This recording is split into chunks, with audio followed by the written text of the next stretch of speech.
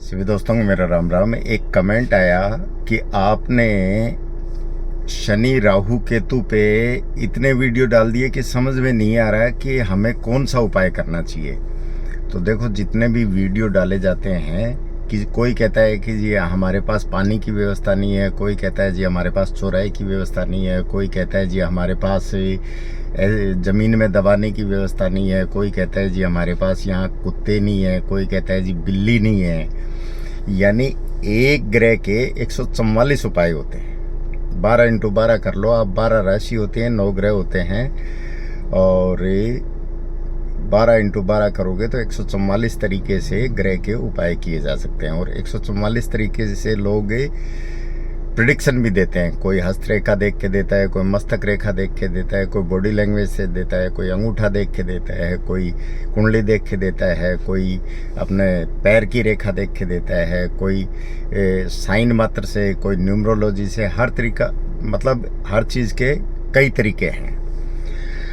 अब बात आती है कि शनि राहु केतु के ही वीडियो क्यों डाले जाते हैं। तो आप देखेंगे कि 90% जो है वो उपाय होते हैं शनि राहु केतु के ही, क्योंकि रोड़े अटकाने वाले ग्रह जो हैं वो यही हैं।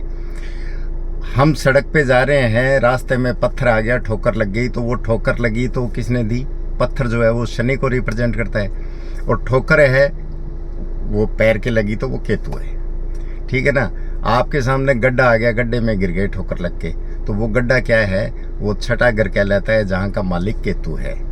तो यानी इन दोनों ने दी। अच्छा, ब्रह्म जाल में फंस के आपने पैसे लुटा दिए, फंसा दिए, या आपके पैसे डूब गए, तो वो क्या है? वो राहु ने किया है। यानी वो भ्रमित करके इंसान को लालच दिखा के वो खराब करता है। ब्रह्मा विष्णु महेश। ब्रह्मा कौन है? बृहस्पति। विष्णु कौन है? सूर्य।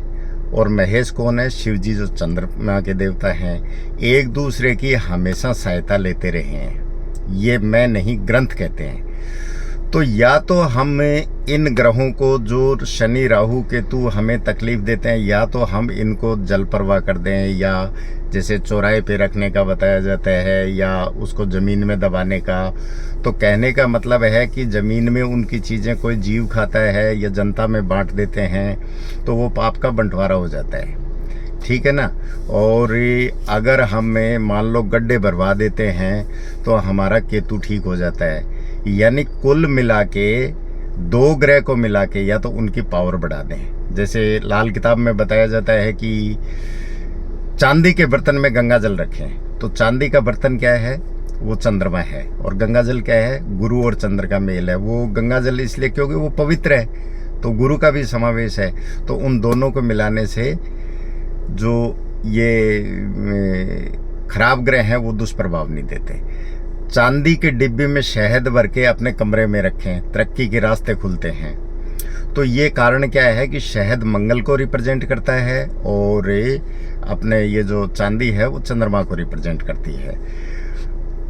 और ये भी बताया जाता है कि बादाम और छुआरे, अंधेरे कमरे में बादाम और छुआरे रखें, तो वो क्या किया जाता है? शनि और मंगल को मिला के राहु को ठीक किया जाता है।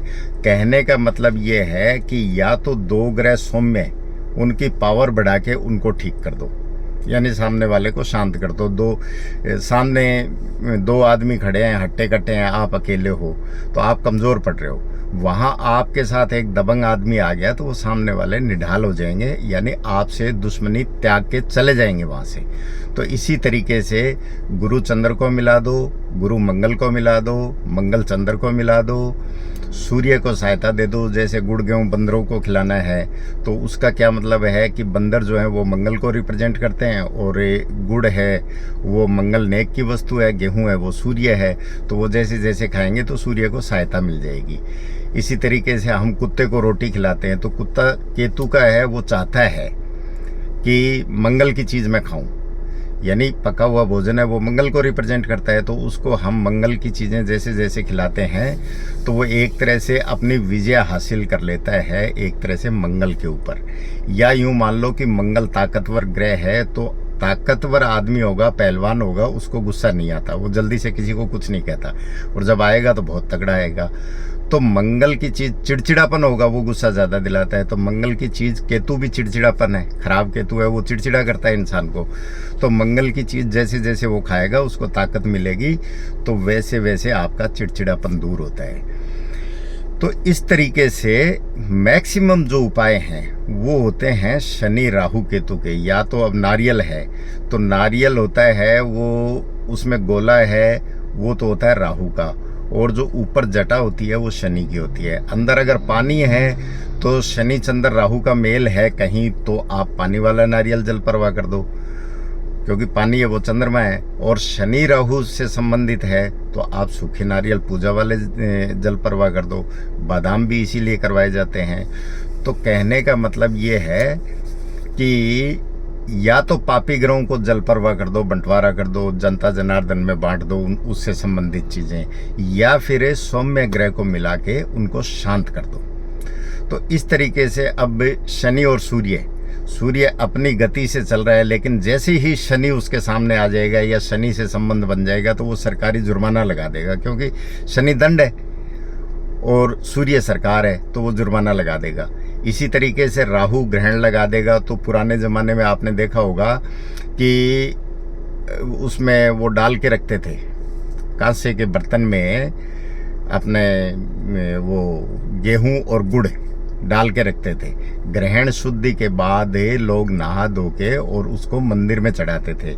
यानी सूर्य ग्रसित हुआ है, कमजोर हुआ है, तो गेहूं और गुड़ यानी मंगल और सूर्य की चीजें लेके मंदिर में देना, यानी बृहस्पति के साथ मिलाना। तो जब बृहस्पति की सहायता और मंगल की सहायता मिल जाती थी तो सूर्य जो है वो ठीक हो जाता है। तो इसलिए क्या है कि आप किसी भी तरीके से कर लो, चाहे अच्छे ग्रहों को मिला के बढ़िया अच्छा कर लो उनको, और चाहे बुरे ग्रहों को आप बांट के जल परवा करके वो कर लो। ले दे के बात वहीं टिकती है कि उपाय जो हैं वो शनि राहु केतु के ही होते हैं। अंधेरा होगा, अंधेरा कौन है? शनि है, आपको दिखेगा नहीं, उजाले में तो सब कुछ देख रहे हो आप। तो इसलिए वो अंधेरा छांटने के लिए हमें शनि का उपाय करना पड़ेगा। और जो केतु है, केतु तो हमारे शरीर का वो हिस्सा है जिस पे क्या है कि पूरी बॉडी टिकी हुई है, तो उसको भी क्या है कि ठीक करना जरूरी है। राहु है, अगर हमारे विचार अच्छे नहीं होंगे, सोच अच्छी नहीं होगी, या हम किसी गलत सोच वाले की संगत में चले जाएंगे, भ्रमजाल में फंस जाएंगे, तो वो हमें क्या है कि कहीं ना कहीं फंसा के छोड़ देगा। तो इसलिए ये जो देवता, हम जिस मूर्ति की पूजा करते हैं तो वहाँ भी हम शनि को ही, जैसे शिवलिंग पे जल चढ़ाते हैं तो वहाँ हम शनि को ही शांत करते हैं। दूध, पानी, फूल, पतासे, फूल है वो बुध का है, मिठाई है वो मंगल की है, दूध है वो चंद्रमा का है, पानी है वो चंद्रमा का है, यानी कई ग्रहों का दबाव उस पर जाता है पानी, और वो चढ़ाया जाता है तो वो शनि शांत होता है। वहाँ से वो पानी और दूध गंदे नाले में जाता है जहाँ राहु का वास है, वो ठीक होता जाता है। मूर्ति है, एक पत्थर पड़ा है, उसकी कोई पूजा नहीं करता, उसको तराश के मूर्तिकार ने, और उसको क्या है कि एक भावनात्मक तौर पे उसको मूर्ति का आकार दिया है, ईश्वरीय आकार दिया है, तो हम उसकी पूजा करने लगते हैं। अब वो क्या हुआ, वो केतु की पूजा हो गई।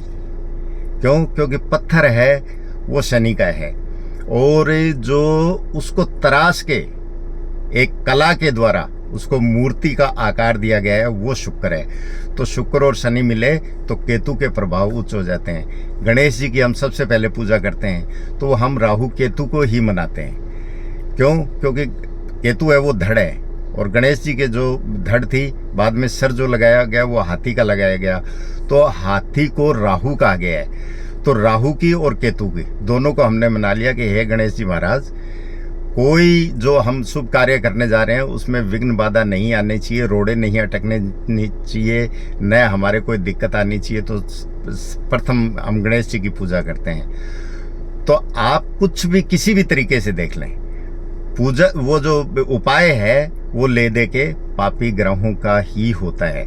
और जब ये देने पे आते हैं, सूर्य है, सूर्य जो सरकारी काम करते हैं उनका काम चलता है तनख्वाह से।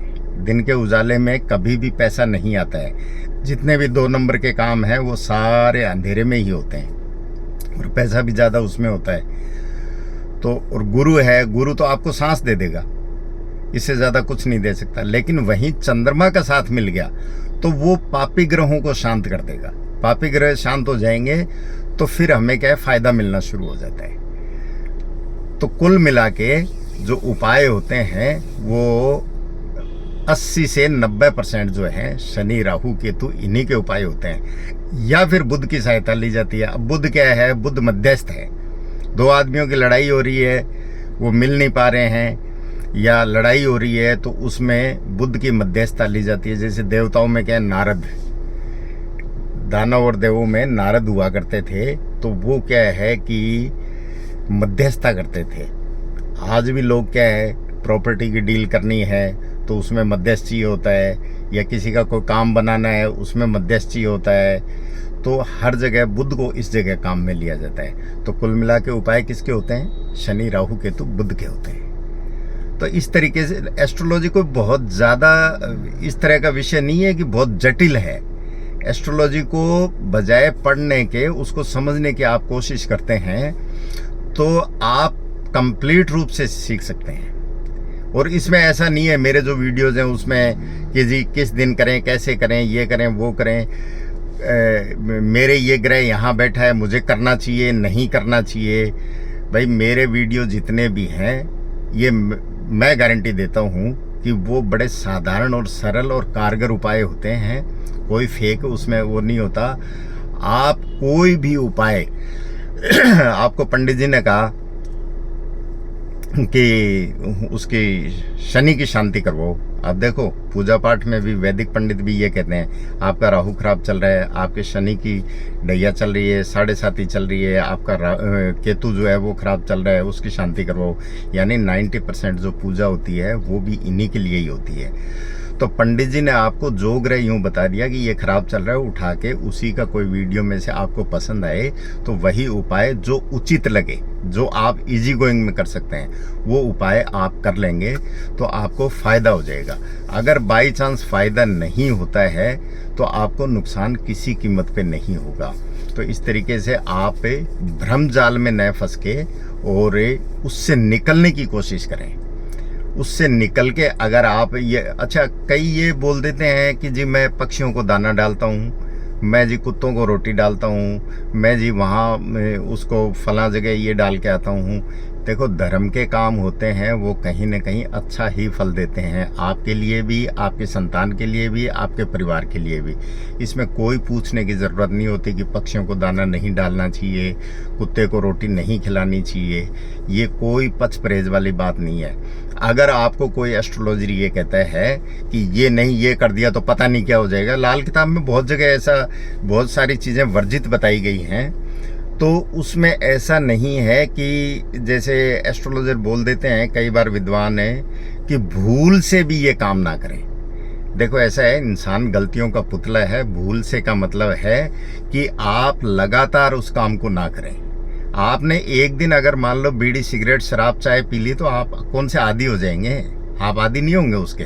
हाँ, उसी को अगर आपने 10 दिन पी ली, 15 दिन पी ली तो एडिक्शन हो जाएगा, वो मांगने लग जाएगा।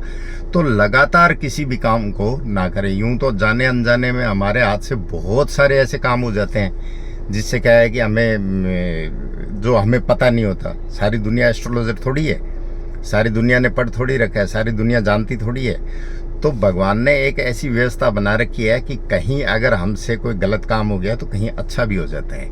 तो वो परमात्मा अपने आप बैलेंस रखता है। अब बहुत ज़्यादा दिक्कत आ रही है तो उसमें आप क्या है कि पूछ के और वो उपाय कर सकते हैं। जैसे चींटियों को चारा डालना है, कुत्तों को रोटी डालनी है, गाय को रोटी देनी है, तो ये तो अच्छे उपाय हैं, धर्म के काम हैं। और इससे तो क्या है, पितृ ऋण जो शांत होते हैं। फिर पितृ ऋण है जी, पितृ ऋण को लेके भी बहुत सारी चीज़ें होती हैं। पितृ ऋण अगर आपके नहीं होगा तो आप दुनिया में आ ही नहीं सकते। क्यों? क्योंकि या तो आप कुछ लेने आए हो या कुछ देने चुकाने आए हो। तो दुनिया में जन्म लेने का मतलब ये है कि कुछ ना कुछ तो ऋण है जिसको चुकाते रहना है, और वो प्रकृति अपने आप व्यवस्था करती है। और पूछने की चीज़ें क्या होती हैं? कैरियर है, नौकरी है, शादी है, संतान है, घर है, मतलब इन चीज़ों के बारे में ये पूछने की चीज़ें होती हैं।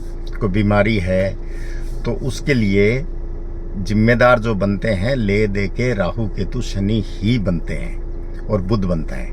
तो कोई भी आप उपाय करें वो सरलीकरण के लिए क्या है कि जो दिमाग में आ जाता है वो डाल दिया जाता है, लेकिन वो ऐसा नहीं है कि कोई व्यू पाने के लिए डाला गया है या मतलब फेक उसमें डाला गया है। उसको ये देख के कि हाँ हमारे पूर्वज ये करते थे और इसमें ये ग्रह इसको रिप्रेजेंट करता है, तो अगर इसको इससे मिला दिया जाए या इसको इससे दूर कर दिया जाए तो ये काम हो सकता है। तो इस तरीके से वो वीडियो मेरा जो डालने का जो मकसद रहता है वो यही रहता है कि भ्रमजाल से निकल के एस्ट्रोलॉजी को समझने की कोशिश करें। उसके ऊपर इस तरीके से आप इतने ज़्यादा भ्रमित भयभीत ना हो। आप देखो व्यू पाने के लिए कोई कुछ भी डाल देता है, कुछ भी डाल देगा कि साहब आप तो, अब कहने को तो लोग यूं कह देते हैं आप यूं उंगली घिस के आप मैं लिख के दे रहा हूं या मैं लिख के दे रही हूं 100% 1000% आप करोड़पति बनेंगे। भाई करोड़पति बनोगे आप कर्मों से, आपकी तकदीर से, ठीक है ना। और अगर इतना कुछ करने से जीवन इतना आसान होता जितना लोग समझते हैं और जितना लोग भ्रमित होते हैं, क्योंकि हर किसी को शॉर्टकट चाहिए, तो जितना लोग भ्रमित होते हैं, जितना आसान समझते हैं जीवन को, उतना जीवन आसान नहीं है। उपाय है, पाप है, पाप का बंटवारा करने के लिए दान धर्म सारी चीजें बताई गई है। कारण है तो निवारण है, बीमारी है तो इलाज है, इसमें कोई दो राय नहीं। लेकिन ये कहीं भी ऐसा नहीं है कि आप अंगूठे पे वो परफ्यूम डाल लोगे तो 1000% मैं लिख के देता हूँ या देती हूँ, आपका जो है वो करोड़पति बन जाओगे। अगर ऐसे करोड़पति बनते तो फिर एस्ट्रोलॉजर दुनिया में राज करते। कोई ट्रंप होता, कोई प्रधानमंत्री होता देश का, कोई गृह मंत्री होता, कोई मुख्यमंत्री होता। वो ये नहीं करते। वो एक माध्यम है, वो एक रास्ता बताते हैं कि ये चौरस्ता है, यहाँ आप खड़े हो, एक रास्ता आपके लिए ये है जो शॉर्टकट है लेकिन टूटा फूटा है। एक रास्ता ये थोड़ा लंबा है, 1 लीटर डीजल ज़्यादा लगेगा लेकिन आसानी से गाड़ी नहीं टूटेगी। एक रास्ता ये है, यहाँ झाड़ कांटे भी आएंगे और आधा अच्छा आएगा। तो एस्ट्रोलॉजी का मतलब है कि वो रास्ता बताता है, इससे ज़्यादा कुछ नहीं है। तो प्रैक्टिकल होके दिमाग में कैलकुलेट करके अगर आप ये उपाय करते हैं तो आपको ज़रूर लाभ मिलेगा। और इसी तरीके से आप अगर सीखना चाहते हैं तो आपको भी कोरिलेट करना सीखना चाहिए। बेसिक आप पढ़ लो, उसके बाद आप कोरिलेट करो कि कौन सा ग्रह, कौन सी वस्तु कौन से ग्रह से रिलेशन रखती है। उसी तरीके से आप उसको जल प्रवाह करना है या ज़मीन में दबाना है या आपको अपने किसी चौराहे पे रखना है या किसी गरीब को खिलाना है, कुत्ते को खिलाना है या बिल्ली को खिलाना है, गाय को खिलाना है, भैंस को खिलाना है, वो आप करें। तो ऐसा करने से आपका जीवन जो है वो आसान हो जाएगा। इसीलिए मेरा मकसद रहता है राहु केतु शनि बुध पे ज़्यादा वीडियो डालने का, क्योंकि ले दे के उपाय इन्हीं के होते हैं। तो आप करें, देखें, आपको ज़रूर लाभ होगा। नमस्कार, धन्यवाद।